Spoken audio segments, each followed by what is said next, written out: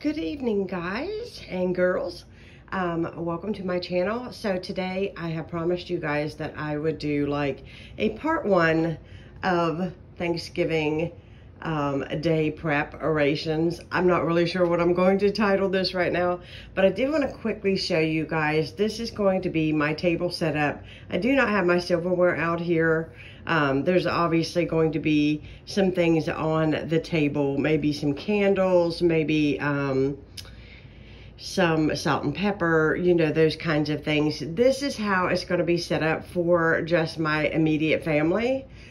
Today, or I should say tomorrow, when we have our actual Thanksgiving with the larger amount of individuals, we're going to use all disposable plates because I do not have a dishwasher, and that way I can enjoy my guest. And there's no shame in that. And I know a lot of people are going with disposable because of our current situation with COVID and such. We don't have to dwell on that. We all know what's going on, don't we? If you're like me, you're just over it. I'm just over it. But I just wanted to quickly kind of show you guys that having a nice pretty plate setting on your table does not have to cost a lot of money. These plate chargers, they're metal. I bought those from Hobby Lobby. I did splurge a little bit on those, but I really honestly felt like those were interchangeable. You know, if I didn't want to put this plate on it, there's obviously I could do white, I could do blue, I could do any color I wanted. And that is why I went ahead and I kind of splurged a little bit more expensively on the plate charger itself. In fact, I'll take this off and show you guys what the plate charger looks like. But I just thought it was just so pretty. And again, gave me that sort of country kind of look that I was going for. Not fancy. These plates are in the Thanksgiving section at my local Dollar Tree. I thought this was really pretty. Now, I have a lot of sunflower stuff because my husband and I's wedding was all sunflowers, and I have not got to any of that, but this more than likely will change into some kind of sunflower arrangement to go with these plates. And I just simply thought that that was so pretty right in the middle. These plates also come from the Dollar Tree. The napkins was another kind of a splurge. They came from Hobby Lobby. I got 4, I believe they were $7. Don't quote me on that because it's been a while since I purchased them. And then for the napkin rings, I just found these basic wood round things, and I don't think they were really necessarily made to use as a napkin ring, but I felt like a lot of napkin rings were extremely pricey, and I really just wanted something simple but something cute, and so I just opted for the simple napkin ring. And of course my glasses will be out, my cutlery will be out, and those are the things that obviously are not on here. I didn't want to spend a whole lot of money because I'm seriously thinking about maybe splurging a little bit more on maybe a Christmas setting, but we will see, won't we? I don't want to, excuse me, I'm a little bit hoarse today because the weather here has jumped from 27 degrees in the evening to 61 degrees during the day, and it is very much so affecting my my voice and my sinuses. So forgive that, please. But anyways, I just wanted to show you guys that the table arrangement does not have to be expensive to be pretty. And if it brings a smile to your face, then that is all that honestly matters. If it makes you happy, whatever your family is comfortable with, that is what, you know, that is what you need to go with. And this made me happy. The sunflowers reminded me of my husband and my wedding. That's why I opted for those. I just thought that was so pretty. Very simple, very cute. And now I got to get to making some food for Thanksgiving Day. All right, we're getting started making our salads, and so the first one I'm going to make has to have a little time in the refrigerator to set up, and that is my orange cream salad. So in it is cottage cheese, and I have a video on this, so if you want to check it out. So it's just a little bit of cottage cheese. I had a little extra. Some people don't like a lot of cottage cheese, but it's the original recipe is like for a cup of cottage cheese, the small curd. But we are cottage cheese lovers, so that is okay. And then we're going to add in our Jell-O, and that's what makes this, is that orange Jell-O. And I'm going to stir this in. And then when I add all of the other ingredients, all you do is stir it together. And then when it sits up in the refrigerator, it just becomes this beautiful kind of orange fluff. And has become a family favorite that we absolutely love here. My mother-in-law and I, if you don't know, she passed away in August this year. And it's kind of sad making this because her and I used to fight over this salad. So this was one of her favorites. So I kind of feel like I'm making this in honor of her this year. So basically, and I will link the recipe, if I don't put the card for it here in the upper hand corner, I'll link it down below. But basically it starts with cottage cheese and orange Jell-O, crushed pineapple, mandarin oranges, and I like to use the extra creamy whipped topping. I find that it really makes it good. And the other thing is too, is make sure that you drain your fruit in your cans very thoroughly so it's not watery, so it fluffs up. So I'm going to get this mixed up and get it into the refrigerator. You need to excuse my water running, but I'm washing the whipped topping thing because people like to take home leftovers, and I don't want to send anybody home with my really good Tupperware. So I always save my whipped topping containers and wash those so they can take home leftovers with them when we're done eating today, because there's going to be more than enough. This is ready for the refrigerator. I'm just going to pop my lid on. I love these Pioneer Women mixing bowls because they come with a lid, and it is fantastic for all things. And I'm going to get on to the next salad, which is my strawberry salad. Okay, so now I am making up my strawberry salad, and in here I have 1 cup of water, 1 can of pineapple tibbets. You guys are going to be like, man, they really like their pineapple in this family. Yes, we do. And I have I don't know, about 1.5 cups, I would say, of frozen mixed fruit. The original recipe calls for frozen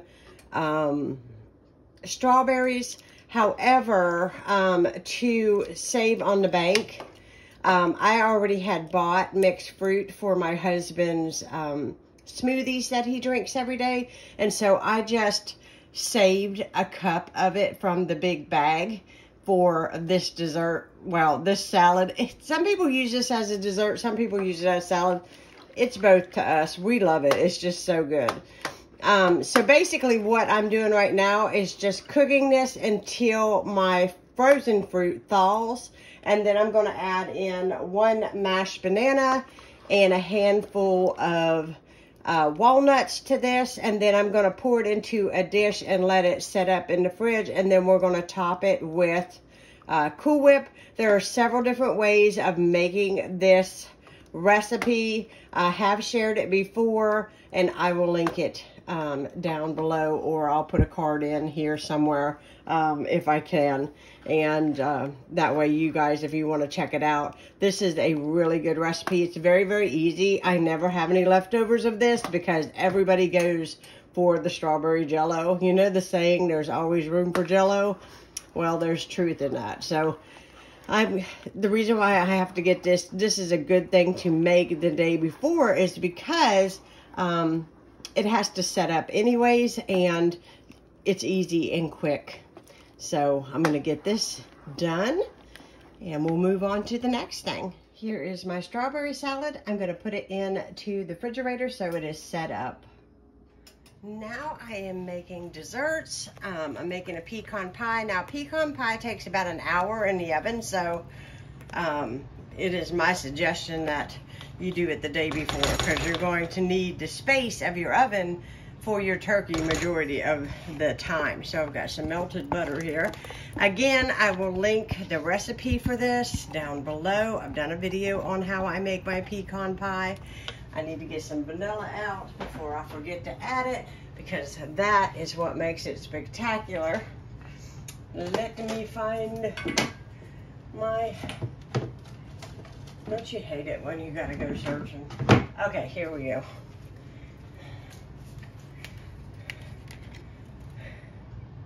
A good quality vanilla extract makes everything delicious. Everything. So we got the extract in there. I'm going to double check my ingredients, make sure I got it all going. Koral, butter, eggs, vanilla, sugar, and now we're going to add the pecans. And we should be good. And 1 9-inch pie shell, which I've already put together. So you just want to fold that in. It doesn't look like it's going to turn out, but it will. I remember the first time I made a pecan pie, I held my breath. And now it is my dad's favorite when he comes for the holidays. So we're going to pour this into the pie. All this yumminess. Just like that. I'm going to pop this in a 350-degree oven for about an hour until this in the middle sits up really good. And then we will let it cool, and it'll be ready for Thanksgiving. Now we're moving on to the fun part, and that is peanut butter fudge. This is my mom's favorite, so I make sure I have all the bases covered. Everybody has a favorite. So Ron is really easy. My husband, by the way, if you don't know. He just likes food in general. But anyhow, I'm making homemade peanut butter fudge. This is a family recipe, and Emma Lou, who is my best friend and neighbor, thank you very much for running out to the store for me and getting me the marshmallow cream. Seriously, it means a lot, because hopefully, keep your fingers crossed, this comes out and it'll be delicious. But I will link the recipe for my peanut butter fudge down below, or I'll drop in a card here on the video. But I do want to show you guys, or tell you a few tips. First of all, never ever stir your candy with a metal spoon. I've always been told to use a wooden spoon. I've always used wooden spoons. Also, too, have your last ingredients already measured out, because when this comes up to temperature, you have to act fast and get that stirred in and get it incorporated. And also have your pan buttered and ready for your mixture. So I've got my candy thermometer here, as you can see. It's got to come up to 235 to 240 degrees, which is softball stage. Now, I want to tell you, when you put your thermometer into your heavy-duty saucepan, make sure you use a deep, heavy-duty saucepan, because this gets scalding. Don't have your temperature or thermometer touching the bottom. So mine is kind of floating in the middle a little bit, so that you can get a more accurate reading. And stir. Constantly stir your mixture, because this is going to read hotter if I don't stir it. But once I stir it, it will jack back down. See how fast the temperature is coming up? It's actually not that hot underneath there. So I'm going to get this stirring, because we need that butter to be incorporated and all that. Once this gets done, always use Now, the original recipe has no vanilla in it. I'm going to tell you the truth. But I add just a splash of vanilla. Use a good quality vanilla. It is so expensive and ridiculous, I know. But for your holiday feast, I think it's worth it. Just a splash of this goes a long ways. And then you got your creamy peanut butter and your marshmallow cream. You can't get any better than marshmallow cream. I could have ate it out of the jar. But I'm going to go ahead and get this done. So it'll be set up and I can cut it and put it on a pretty platter to serve tonight. One last thing that I thought I would add. Don't ever put your heat on high temperature just to raise this really quickly to, you know, the temperature. Start out on medium and then it will gradually work up to the proper temperature so that your candy will set up nicely. All right, there is the peanut butter fudge. Forgive the shadow, but it is evening. And I'm going to go put this on the kitchen table and let this set up. Oh my gosh, it smells so good. So good. All right, pecan pie just came out of the oven. It looks so pretty. I'm going to put it on the table to cool. And then it'll slide right into the refrigerator after it cools. It's too hot to put in there now. So yeah, so the worst part of doing all this is the cleanup. So if you clean up as you go, it is not so bad. Now it is time to make a pumpkin pie. I only have one pie plate.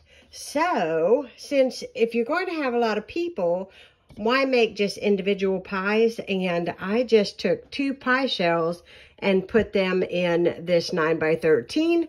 And I'm just going to whip up the very most simplest pumpkin pie recipe, and my pumpkin pie recipe will either be a card or be below.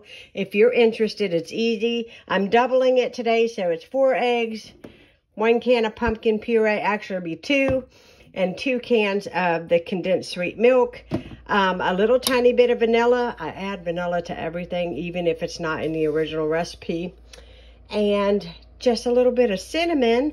And if you like cloves and all that kind of thing, you can add it. But we kind of like our pumpkin pie a little plain Jane because some of the spices kind of, well, let's just face it, it gives us heartburn and it does not go well. So I don't make it too overspiced. I make a very basic pumpkin pie. So I'm going to get this whipped up. It's going to take a little while in the oven.